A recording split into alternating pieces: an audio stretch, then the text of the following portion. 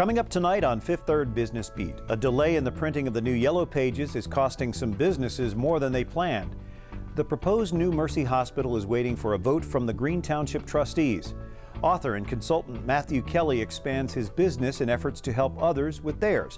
Dan Monk reports on how some federal stimulus money is being spent in our area. Year-round planning and work goes into growing Christmas trees at the Big Tree Plantation. Hamilton County Commission President David Pepper joins Crystal Faulkner to talk about the financial state of Hamilton County. Ruth Dickey, Executive Director of the Clifton Cultural Arts Center, talks about some of the events taking place at that center.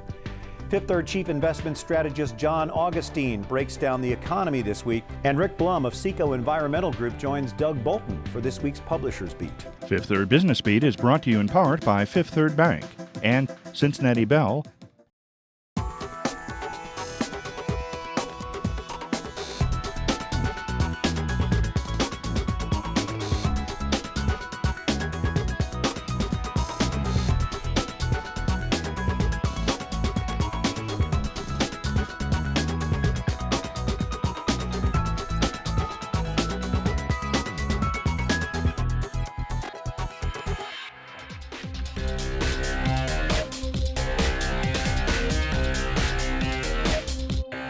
Hello, I'm Brian Patrick. Welcome to Fifth Third Business Beat for Friday, May 29th, 2009.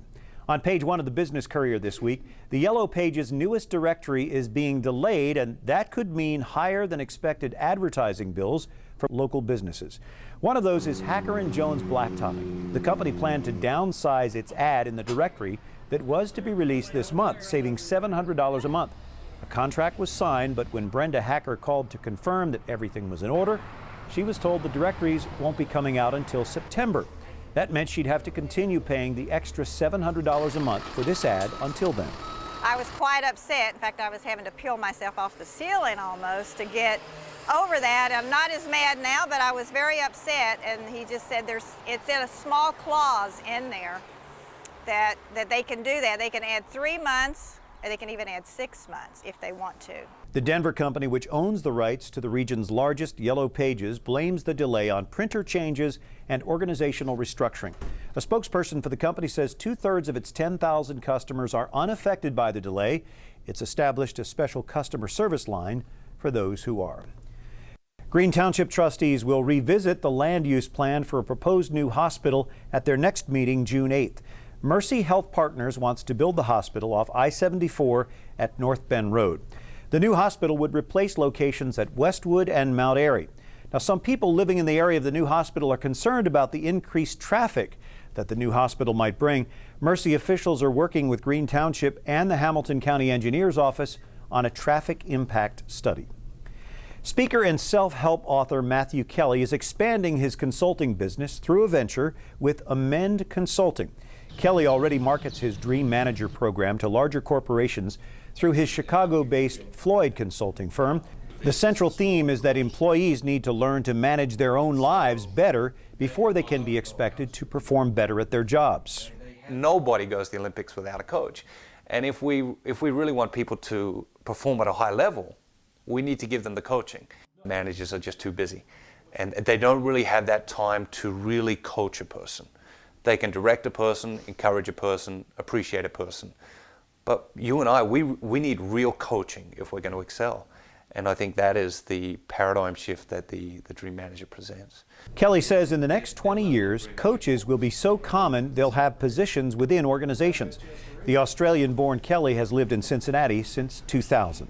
Now on to a story by senior reporter Dan Monk of the Business Courier on different ways federal stimulus money is being spent in our area.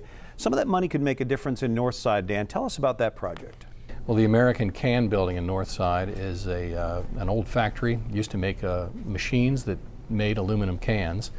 And the company that is the owner of that building now, a developer by the name of Bloomfield Schoen, will receive $1.6 million in stimulus money.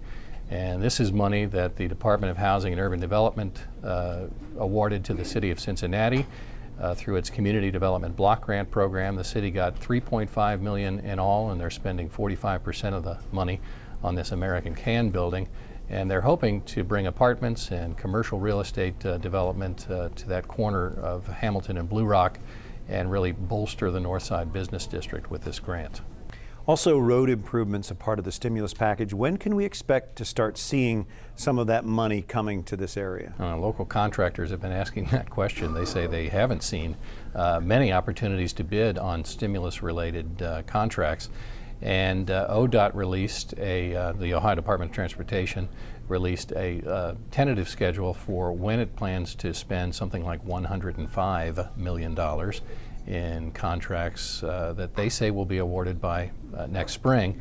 The downside is that 70% of the money is going to come out next spring. Most contracts will be issued in the winter, bid on in the winter, and then be ready for next construction season. But there is about $30 million that will be available in the next few weeks, and they're looking for that work to begin this summer.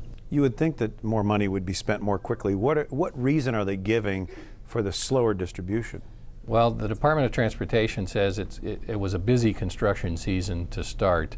They put a lot of contracts out on the street just with their normal state dollars. And when the stimulus money came in, it was mandated that ODOT obligate the funding, 50% of it within 90 days. So a lot of these first projects that are coming out and are going to be bid over the next several weeks are contracts that ODOT had to obligate in order to not lose the federal funding.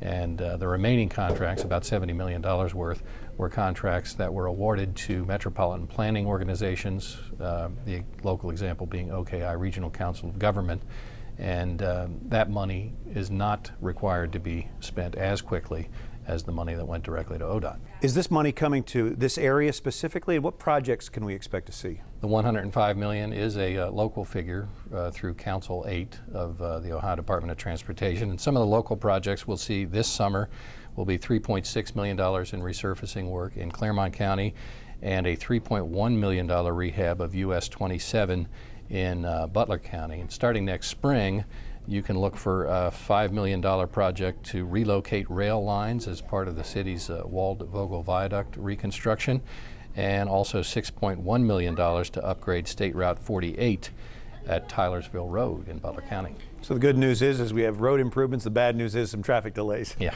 All right, thank you, Dan. Read Dan Monk's full story on page 3 of this week's Business Courier. Here's the Courier Greater Cincinnati Stock Index for the week. We track the performance of about 40 local stocks compared with the broader market using the Dow Jones Wilshire 5000 Index. The local index slipped less than 1%, while the overall market fell about 2.4%.